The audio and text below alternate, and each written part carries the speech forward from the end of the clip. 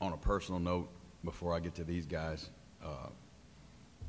coming back home, you know, after doing 23 years, you know, in the public school system, 1 year in college, and you know, coming back to Catholic High, and, you know, knocking on the door 3 years ago, and coming here now, and being able to do this with these kids, and, you know, you know, most of them, you know, I know their families. That, you know, I knew this was Dad growing up. When I first taught at Catholic High 25 years ago, his mom was a student there. You know, known his family for years. It's just when you get to do that at home, it just makes it extremely special. But the first time we played these guys this year, the biggest problem was me. I told the kids yesterday that you know, Notre Dame and more power to them, that a lot of times they just beat you because they intimidate you. And the first time we played, I really let them intimidate me. I really got out of what we were. I prepared the entire offseason just for that game, doing things that just weren't Catholic High / Brent Indest football. And we tried to finesse them. I tried to become Riverside, and we're not Riverside. You know, tonight we were Catholic High, and we stuck to our guns. We do what we do. We played good defense. We ran the ball, and we knew we had great matchups with our receivers on their corners, and we took advantage of that when we could. And but you know, it just comes down to these guys. Now, ironically enough, we made more mistakes tonight than we have in the last 8 games combined. I mean, I'm telling you, we at halftime, I was fired up, but I felt like we should have 30 points at halftime. And a lot of it was completely just due to lack of execution. Jaden completely lost his mind on one play, didn't run the play called. Then on the same play, you know, he loses his mind because he lost his mind. You know, we get him wide open on a screen. You know, we run the hideout, we get the guy running wide open, and we throw it to where he's got to hit a knee. You know, we get a field goal blocked. But and boy, when you don't take advantage of that against a Louis Cook coach football team, you just feel like you're just screwing up. But when you play defense like we played defense tonight, you know, kind of hang on in the end. But when you play defense like we played defense tonight, and the last thing I'll say before I turn over to the kids, shout out to, you know, everybody. It's not politically correct to talk about adults, but I have to throw just a heap of praise at Craig Brody and our defensive coordinator, David Jordan.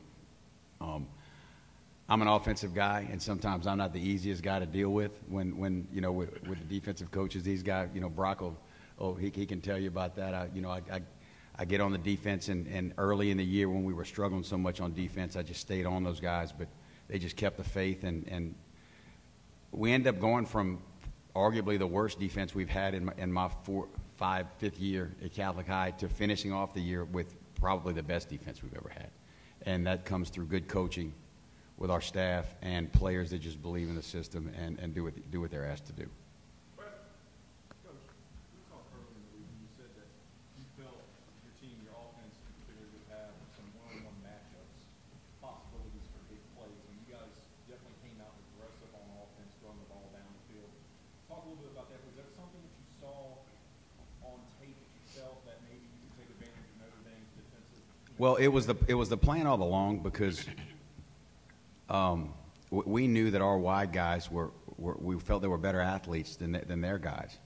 But honestly, it really helped when we got on the field with them yesterday, and we kind of shared a field when we were taking pictures, and I got to see a lot of those guys without their stuff on, and I walked in the locker room, and I can't tell them exactly what. I walked in the locker room, and I just told our guys, I said, shame on us. I said, we're going to win this game, and shame on us if we don't. Because like I told Louis out there, you know, Louis and them out-program you. They've got an army of coaches, and they've got block scheduling, and they do such a great job. But their corners are 5'7". And I got a 6'3" receiver out there that's a 46-foot triple jumper and a 42nd, you know, 300 IM hurdler. And then Cole Leapry, who you don't think about, he's a legitimate mid-4.4s guy. You know, that little kid can fly. So we just, hey, you put where you've got your better matches. I knew on the offensive line, it wasn't like we were just going to shove them around. That's not necessarily your best matchup. But what we did, we just got them moving around early and kind of got them out of their wheelhouse. But they live and die with what I call zero coverage. They're going to play everybody man-to-man. That's just what they do. And we just needed to take advantage of that tonight, and we did. How important was it for you guys to get up early like you did? Oh, it was paramount. It was paramount. No matter how much I tried to brainwash these guys that we were better than them, when you've lost 37-0 to an opponent early in the year, and they jump on you, negativity is going to creep in your mind, and you're gonna say, "Oh Lord, here we go again." So no, jumping on them early, I think, was huge. I'd said all along, third down was the key to this football game. Getting them off the field on third down, and us converting on third down.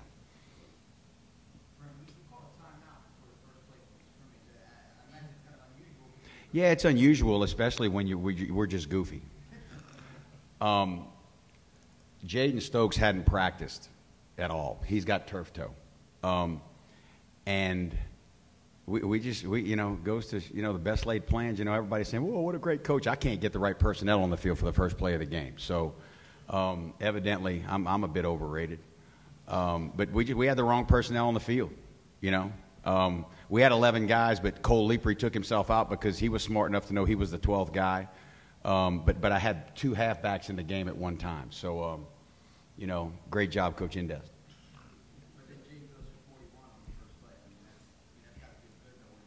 No, and what we were doing, it was a scheme that we were running. I had told some buddies, I said, to the naked eye, nobody's going to see what we're doing. But we were blocking down. Instead of reaching at the point of attack, we were actually blocking down, not blocking their defensive ends, just suckering them inside and running around them. And then what happened was when they had to counteract that, it just opens up your base offense because now they got to start doing what they don't want to do. Notre Dame's defensive linemen eat up your offensive linemen and don't let your offensive linemen to the next level. So we just ran some schemes to take advantage of that and just kind of get them out of what they want to do. It's just taking advantage of somebody that's just super well coached, and you try to take advantage of how they're coached.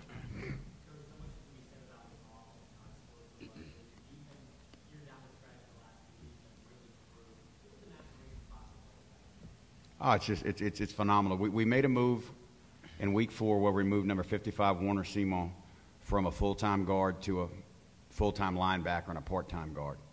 And what that did, it moved Armand LeBlanc, who was our Sam linebacker, who was struggling in space. Your Sam linebacker is a hybrid guy in our defense that has to cover out there in space. Well, it moved him to Mike, and what Warner ends up being the district MVP at Sam. Armand goes from being a struggling Sam to an all-district Mike. And then we covered so well in the back end. We got a lot more sophisticated with our coverages. Brock's a quarterback of our defense. He gets us all in the right coverages. A lot of combo coverages, we call it, that we've never done before. We might be man on this guy and we're bracketing this guy. And then tonight, we relied a lot just playing straight man. Trey Amos over there getting 2 picks. Well, y'all saw Diallo's almost pick that just went right through. We're not going to talk about that one. Sorry, pal. I love you. But it just we got a lot more exotic with our coverages. But again, it's due to a lot of seniors out there. But also, we got some young guys too. Amos over here is a sophomore. We call him Smiley because he smiles all the time. But why don't y'all ask these guys some questions? I'm getting tired of hearing myself talk.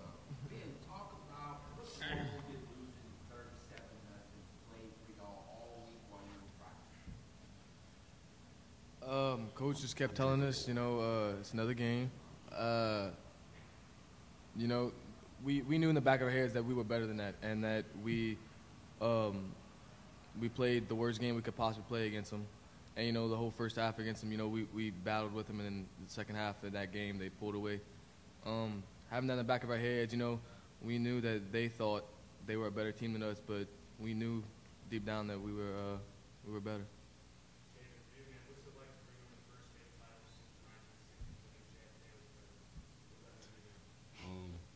It's an awesome feeling. The senior class talk about this is middle school, and it's very awesome to accomplish that. Yeah, similar question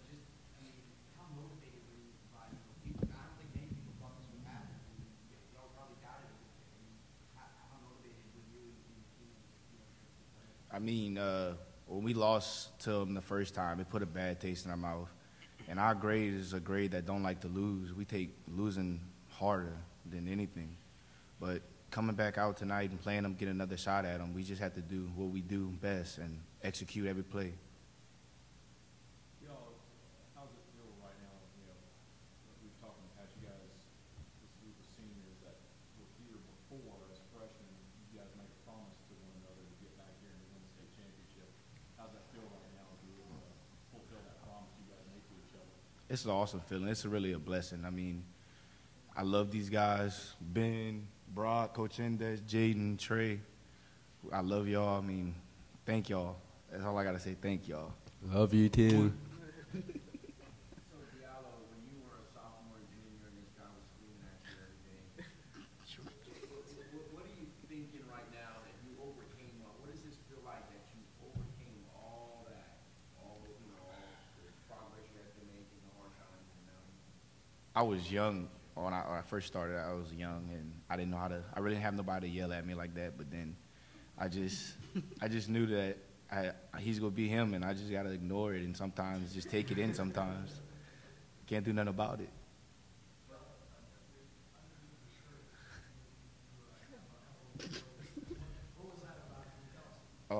I mean, I kind of knew we wanted to win this game, and all night I was thinking, should I wear this shirt or should I not? But if we win it, I was showing it, and it says "Rings, please." No, I did not. I guarantee you, I would have frowned upon that. For Brock and Trey, just forcing the turnovers, I mean, as a team, to figure out the offense have an opportunity to get back on the field and score points. I mean, is that something y'all kind of pride yourself on as y'all develop over the years, just giving out the offense opportunity? Yeah, we knew we needed to get interceptions and turnovers to give our offense fuel to build up, and we just needed to get away from the big plays because that was what we struggled with all year. Coach, for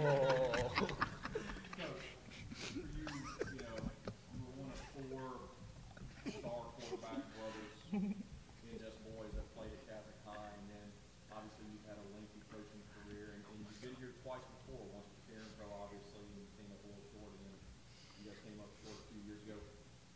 How happy are you right now that you've been able to bring your alma mater a state championship? It's crazy. It's surreal. You know, my 91-year-old mother's here. My entire, my family's here. You know, it's crazy. You know, since 1962. You know, one great side story. My best friend, my ball man, we call him, Peter LeBlanc. His father was on the '62 team. Was a sophomore, and he passed away of a heart attack at 39 years old playing basketball. Well, his grandson was number 29 out there, Peter LeBlanc. So to have his grandson, Peter's, Timmy and I, Timmy was the best man at my wedding, so Peter's like a son to me, and for that to happen, it was really special.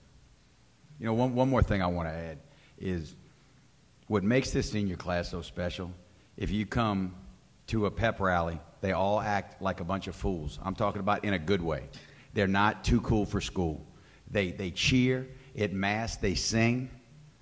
They don't mind showing people how, that they're goofy, that they love life, and you know how it is, because so many kids in high school now that they just want to sit there and say, oh man, that's not cool to do that. But these guys, and that's why I love them so much, because I'm an idiot, okay, and these guys are idiots just like me. Okay, so this guy, it's in Webster's, there's idiot, and there's a picture of him, and I'm talking about in a good way. I'm serious. These guys, they drive me nuts. He drives me nuts, but he just keeps me laughing. He just keeps me. I'm telling you, he's the only kid that I've coached in 25 years that is really not scared of me. There's not one bit of him is scared of me. Every one of these other guys, they might think they're not, but they're deathly afraid of me. Not him. He's wacko. Okay. Hey, yeah, I know you like that because. Also, how special is it that you did it against a coach I know you respect a lot in the program? I can't say enough about Louis and his staff and what they do, and and the way they play with toughness. you know, it was huge tonight. The officials, you know, I know a lot of people, you know, we got some calls, but, you know, this is when you thank God you don't have, you know, Louis has such a great reputation. And the Lafayette Association just, they kind of, hey, Louis on the sideline. They're not going to hold. They're not going to, you know, and their corners, they're little, and they don't run that fast. So they hold, and that's just what they do. And they get, tonight, the officiating crew not allowing that was huge for us. Because, I mean, I told them, I said, guys, they're going to hold us. They did it against Riverside and got called for it. But again, I'm not, that's not anything against Notre Dame. Heck, that's playing on the edge. You know, and they just get away with it a lot. But we just, you know, I felt it was my job as a coach to make certain that, I did a cut up of plays and just I'm showing them that, look, this is how they cover. And getting those calls was huge. For Jaden, y'all guys got off that fast start, you long run, and you know, off the middle, and touchdown. You go out there and execute like your coach said, you get off that fast start. How big is that?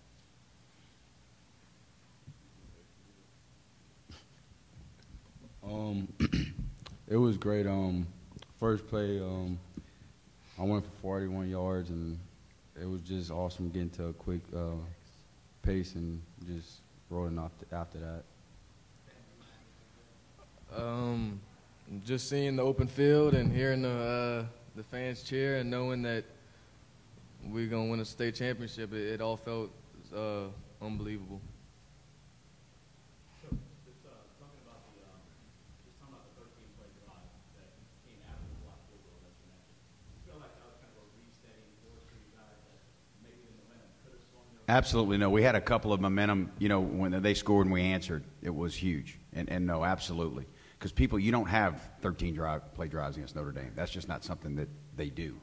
And we did that, and I think what it does, it just kind of it starts getting into your opponent's head that maybe it's not your night, and maybe it is our night. Coach, you told me the other day when we were talking the story about you and Golden Walton, the defensive coordinator, Greg Crow, that you guys don't talk football. You guys don't talk about it on the weekends when you get together. It's the last thing that you talk about. Is there any chance whatsoever that this Saturday when you guys get together as a family that you're going to maybe talk about the state championship? You know, we'll talk about it, but I guarantee it won't be about X's and O's and the fact that I was losing my mind because number 80 was running free over the middle the entire fourth quarter, you know, and stuff like that. But, you know, I mean, it's just when I was able to secure him as a defensive coordinator, it was just huge for our program. You guys need to understand, we're sitting there. You know, I've got about 8 guys out there on the sideline, but at Catholic High School, I've got me and 2 guys. On the weekends, when we're preparing for state titles, it's me and 2 guys sitting there breaking down film, doing everything, game planning. All those other guys, they're great guys and they help, but you know they show up to practice but they're dads, they're alumni. You know, I do have a retired coach, Randy Johnson, that works for our offensive line. But as far as on-campus coaches, man, it's 3 of us. You know, so we do what we can and we do the best that we can, and you don't want to fall short for these guys. And I tell you what, Coach Jordan and Coach Brody just grinded on film, and you know, and just came up with just a fabulous plan that we executed extremely well.